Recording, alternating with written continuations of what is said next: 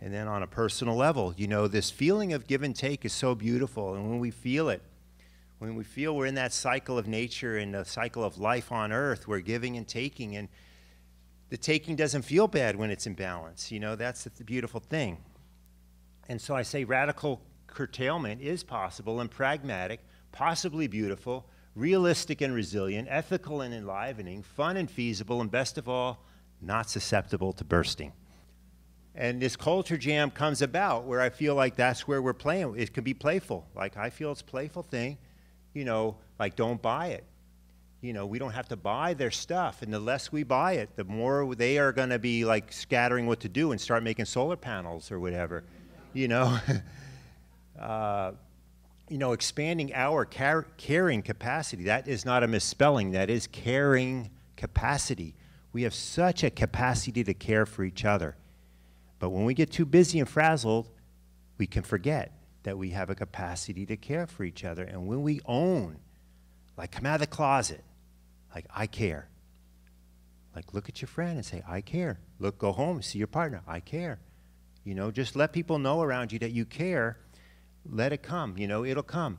Become the change. Fake it till you make it. Make it together. You know, these are the things. And then like you start out unconsciously unsustainable. And then you become conscious that you're unsustainable. Oh my God. Like, and then you try to change it. So now you're consciously trying to be sustainable and you forgot your bags again. You know, you forgot your mug. You forgot your water bottle. You know? And then you get to the coffee shop and you forgot your coffee mug and you say, today I'm not having coffee. And then you get to the grocery store, you got 3 things on your list, but you didn't bring your own plastic bags to put it out of the bulk section. I'll do it another time. Just come peaceful. I'll do it another time, you know. And then you're unconsciously sustainable. It's just how you do life. It's not hard. But it takes a few years to get to the point where it's unconsciously sustainable. And when it is, just like walking. And some stuff that's helpful, like this, Vicki Robbins showed me this one.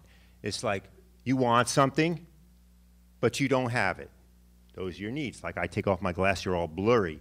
Nothing wrong with having needs. We all have them. We don't have to beat ourselves up. But you want it, and you have it. Like I always want a partner.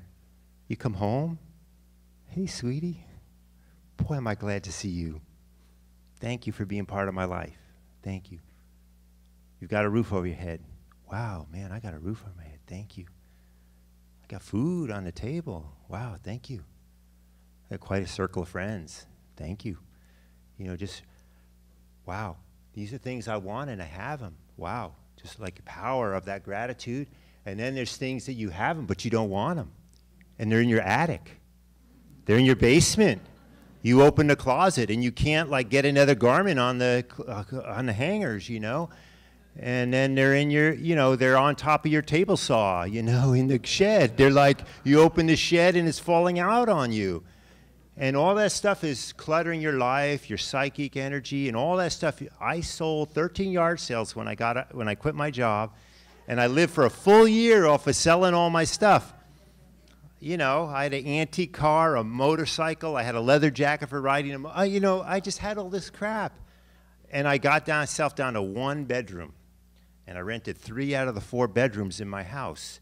And when I got down to that level, I was so on fire, and it felt so good. Like everything I got rid of, it just felt so good, so good. Freedom, freedom, freedom. Then I hang out with the Native American out in like in the Senex Nation out in British Columbia where I was living.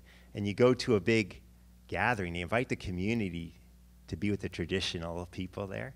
And what they did was they gave 100 people in the community a gift.